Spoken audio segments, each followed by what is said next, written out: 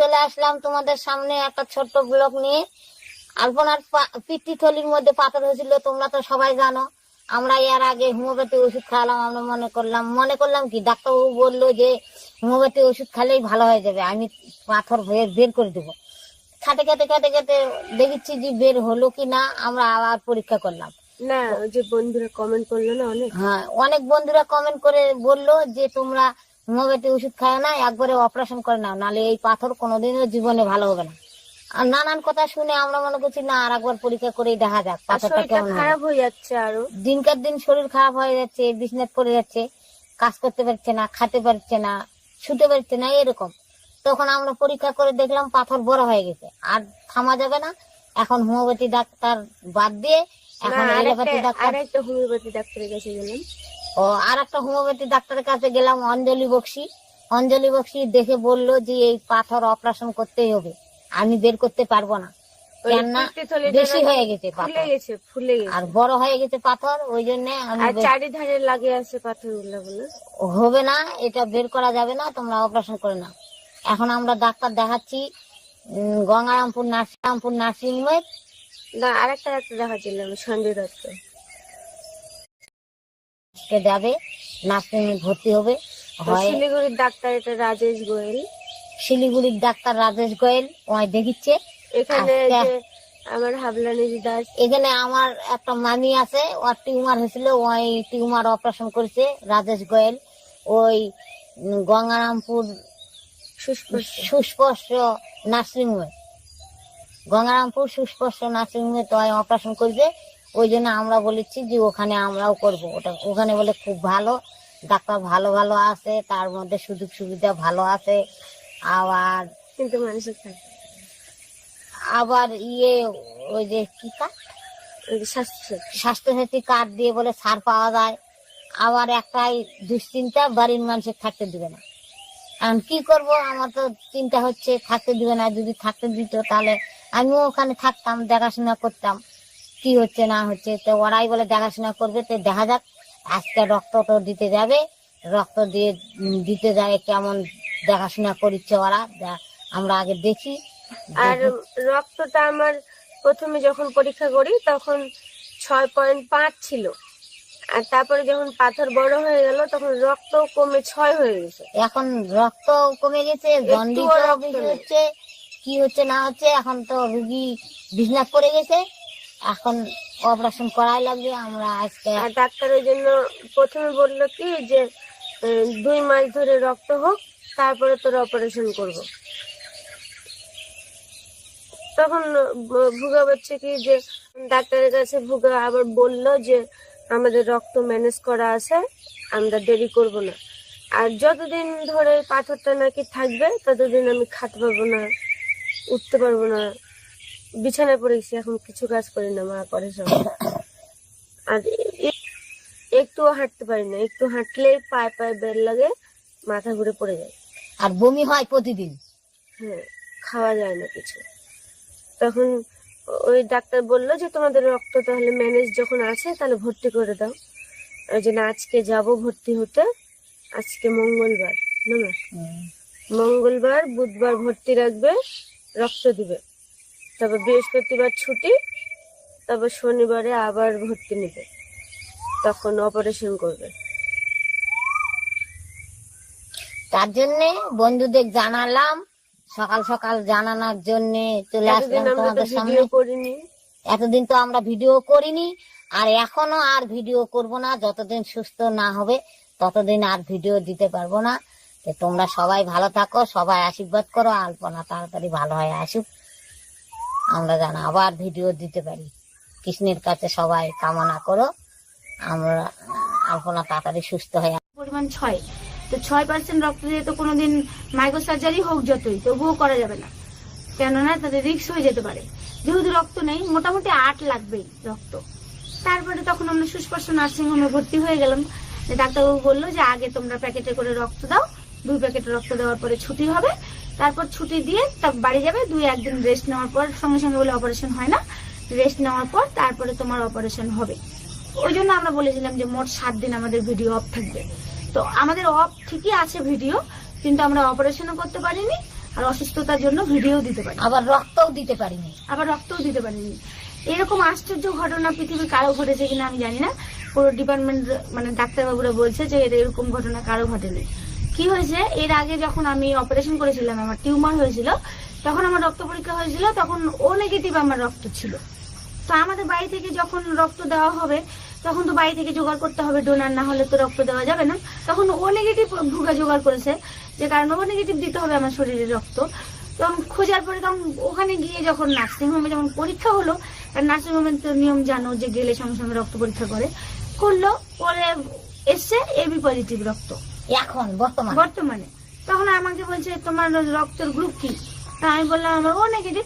তখন বলছে তুমি কি এর মধ্যে করেছিলে গ্রুপটা? তা আমি বললাম কি জানি, করিনি তো। 4-5 বছর হয়ে গেল অপারেশন করা। হ্যাঁ, তখন বলছে তোমার গার্জেনকে ডাক দাও। আবার ওখানে গার্জেন এলাও না, সবসময় মানে থাকতে দেয় না। তারপরে ভুগাকে তো কল করে ডেকে নিল, নিয়ে বলছে তোমার রক্তের গ্রুপ কি, তোমার পেশেন্টের? তো বলছে ও নেগেটিভ। বলছে আশ্চর্য, এখন তো আমাদের এসেছে যে এবি পজিটিভ, তাহলে এখন আমরা কি করবো? ওটা শুনে তো আমি হাসছি, আর ভুগার তো পুরো রাগ হয়ে গেছে। বলছে তুমি হাসছো, এরকম রক্তের গ্রুপ পাল্টে গেলে এখন আমি রক্ত কোথায় পাবো? এটা তো একটা সমস্যা। আর ভুল রক্ত শরীরে গেলে মানুষ নাকি অনেক বড় সমস্যা হয়ে যেতে পারে, সেটা বিশাল বড় একটা সমস্যা। তো তখন ভুগা বলছে কি, তা আমি এখন কি করবো? তখন ওরা আবার রক্ত নিয়ে গিয়ে আবার পরীক্ষা করলো, করার পরে আবার সেই একই রেজাল্ট। তখন ভুগা রক্ত পরীক্ষা করার জন্য বাইরে রক্ত নিয়ে গেল, তবুও একই রেজাল্ট। হসপিটালে 2 বার করে করলো, তবুও একই রেজাল্ট। তখন আর কি করবে? ভুগা বলছে কি, তাহলে আমি এখন ডাক্তারের সঙ্গে 3-4 জনের সঙ্গে ফোনাফোনি হলো। তো ডাক্তারবাবু বলছে কি যে তুমি তাহলে এক কাজ করো, এখন এই মুহূর্তে রক্ত দেওয়ার কোনো দরকার নাই, বাড়ি নিয়ে চলে যাও। তখন আমাকে সেই সকালবেলা ভর্তি হয়েছিলাম, এই 5টা নাগাদ, 5:30 6টার দিকে আমরা বাড়ি চলে এলাম, যে রক্ত আর দেওয়া হলো না। ঘুরে এলাম, এসে তখন আরো 6-7 জায়গাত, মোট 10 জায়গাত মনে হয় পরীক্ষা করা হলো। বোম্বেতেও পাঠিয়েছিল, কিন্তু রক্ত যেতে যেতে শুকিয়ে গেছে, হয়নি, মানে রক্তের পরিমাণটা একটু কম পাঠিয়েছিল বুঝি। তো যাই হোক, সর্বমোট আমাদের এখন এবি পজিটিভই রক্ত এসছে। তো এখন ডাক্তারবাবু বলছে যে তোমাদের এরকম যখন সমস্যা হলো, তাহলে এখন তোমাদের রক্ত দেওয়ার দরকার নেই, তোমরা একটু 20-25 দিন দাঁড়াও। সেই জন্য এখন 20-25 দিন আমাদের অপেক্ষা করতে হচ্ছে। তার মধ্যে 4-5 দিন হলো, আর তো ভিডিও টিডিও সবকিছু বন্ধ আছে। আর ওষুধ দিয়েছে ডাক্তারবাবু, আমি প্রচন্ড দুর্বল ছিলাম। এখন নার্সিংহোমের ডাক্তার, সব ডাক্তার বাদ দিয়ে আমরা এখন বালুরঘাট বলে ওই নিরঞ্জন কর বলে জন্ডিজের খুব ভালো ডাক্তার নাকি, ওই জন্ডিজে হয়েছিল, জন্ডিজে নিরঞ্জন করের ওষুধ বর্তমান খাচ্ছে। পরশুদিন বালুরঘাট যায় নিরঞ্জন করে দেখায় নিয়ে আসে, ওষুধ টষুধ নিয়ে আসে, এখন বর্তমান খাচ্ছে। এখন একটু সুস্থ মনে হচ্ছে। তোমরা সবাই আশীর্বাদ করো, ভালো থাকুক, তাড়াতাড়ি ভালো হোক। হ্যাঁ, তোমরা তো প্রচুর আশীর্বাদ করো, আমি দেখেছি, জানি। তোমাদের এই ভালোবাসার কাছে মানে কি বলবো, ভাষা নেই যে প্রকাশ করব, কি দিয়ে যে প্রকাশ করা যায়। আর আমরা এখন কি করব এখন জানি না, এখন 20-25 দিন দেখি, অপেক্ষা করি। তারপর পাথর কি হচ্ছে, রক্তটা কি হচ্ছে, ছবি তুলতে হবে, রক্ত পরীক্ষা করতে হবে, করে দেখবো। রুগী যদি ভালো থাকে তাহলে 20-25 দিন দেখার পরে পরীক্ষা টরীক্ষা করে আবার পেটের ছবি টবি তুলে তারপর আবার আমরা নার্সিংহোমে যোগাযোগ করবো। আর ডাক্তারবাবু বললো যে লাস্ট আরেকবার এখানে বালুঘাট মাতৃসদন নামে একটা পরীক্ষা কেন্দ্র আছে, ওখানে বলেছিল যে করিস লাস্ট আরেকবার, ওখানে খুব ভালো, এখন তাতে থাক আপাতত। ওই নার্সিংহোমে ভর্তি হওয়ার আগে আরেকবার এখানে একটা টেস্ট করাস, যদি সর্বমোট এবি পজিটিভ আবার আসে তাহলে আর কোনো চিন্তা করতে হবে না। আর নার্সিংহোমের মালিক বলেছে যে তোমাদের কোনো চিন্তা নেই, আমরা যতক্ষণ আলপনার শরীরে রক্ত যাবে ততক্ষণ ডাক্তার ওখানে বসে থাকবে। আর তারপর রক্ত অন্তত পক্ষে 1 প্যাকেট মনে হয় দিতে হবে। ডাক্তারবাবু বলছে যে এতদিন ওষুধ খেলে আইডিয়া যে 1 প্যাকেট দিতে হবে।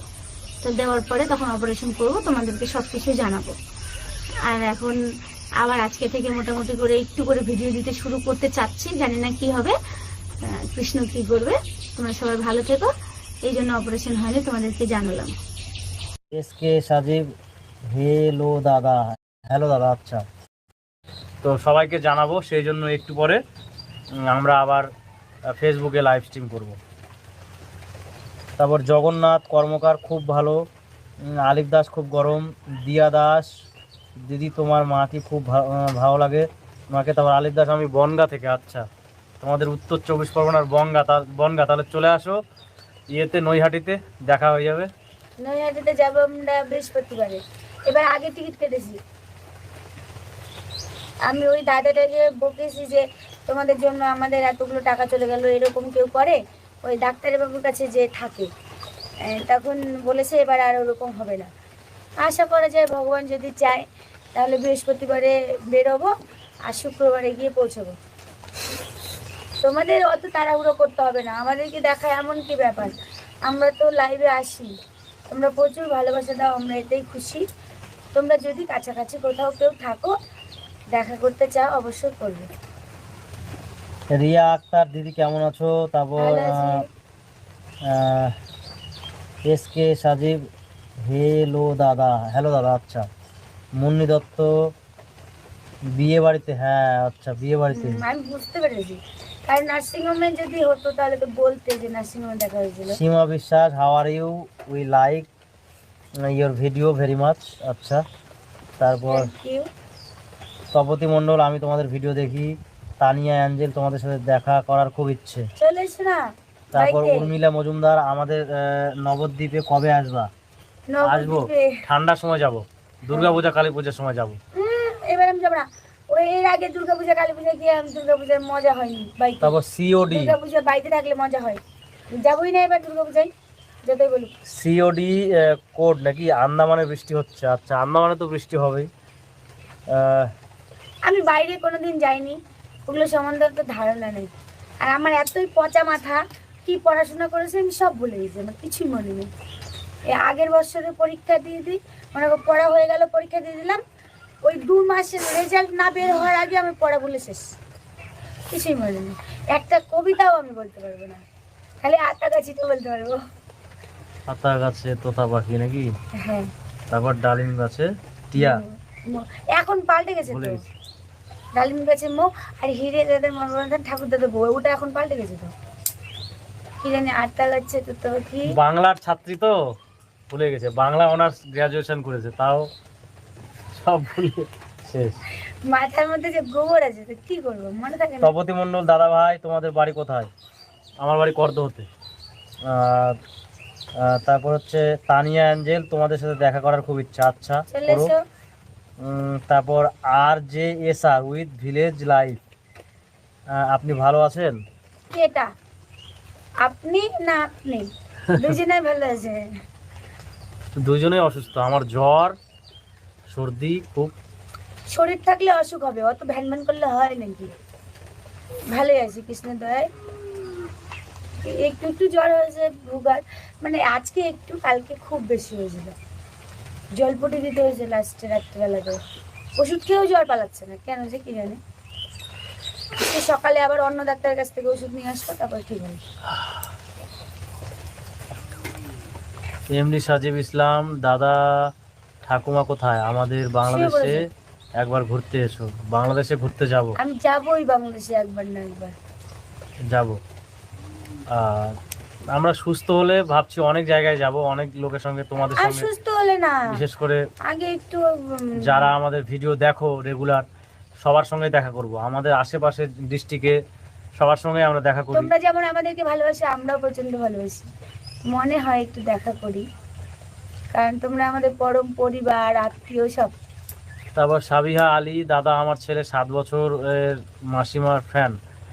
আচ্ছা, তারপর স্যামসাং পাঠিয়ে দাও। স্যামসাং F04, আচ্ছা। তোমার এখন আর শাশুড়ি মা চলে না, কোথায়? ওই মোবাইলটা পচে গেছে, নাম চেঞ্জ করো, ওপো দিয়ে দাও ভাই। বিভূতি, হরে কৃষ্ণ। হরে কৃষ্ণ।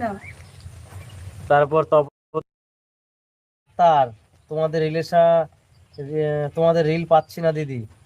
এখন আর হ্যাঁ। দিচ্ছি না, অনেক দিন হয়ে গেল অসুস্থর জন্য। তারপর BTS আর্মি, তোমার নামটা একটু বলো। দাদা আমি তোমার ফ্যান, দেখা করার আমার সাথে। আচ্ছা, করব, নিশ্চয়ই করব। আচ্ছা, ওর নাম যুগান্তর প্রামাণিক, আমার নাম আলপনা মণ্ডল, আমার মায়ের নাম রুবি মণ্ডল। তারপর স্কোয়াড মিনিট হয়ে গেল, আর শরীরটা না আমার ভালো লাগছে না, তো ভাবছি যে লাইভটা এখানে বন্ধ করে দিই আজকে। আবার অন্যদিন আসবো, না, আবার সন্ধ্যেবেলাতে আসবো ফেসবুকে। এখনই আসবো। হ্যাঁ, কারণ আমার মাথাটা একটু ঘুরছে, সত্যি বলছি। তা ফেসবুকে আমাকে একাই দাও, আমি একাই করবো। আচ্ছা, হুম।